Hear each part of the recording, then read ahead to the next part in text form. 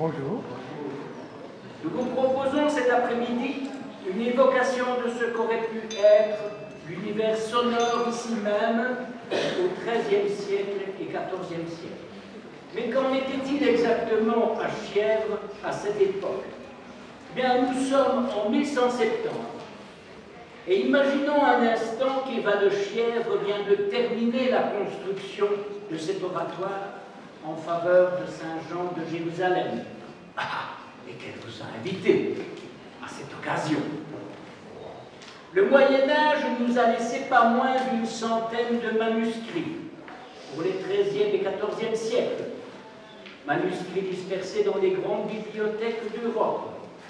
Leur notation musicale est sujette à interprétation, parfois polémique, car elle se limite souvent à de simples indications et de mémoire pour les interprètes.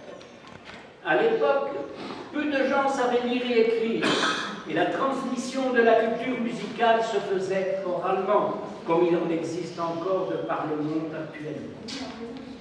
L'étude des manuscrits retrouvés a toutefois permis aux musicologues spécialistes de cette époque de reconstituer de façon assez plausible ce que pouvait être l'expression musicale d'alors. Parmi les manuscrits se trouve le fameux livre vermeil du monastère de Montserrat en Catalogne, désigné comme tel à cause de sa reliure de velours rouge.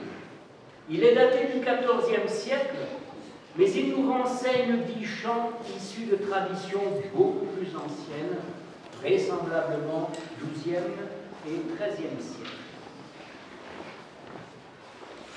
Voici maintenant Stella Splendens, dont les deux voix sont d'origine dans ce manuscrit. Alors ne vous étonnez pas que nous devons prendre le soin d'accorder nos instruments juste avant de commencer à les insister.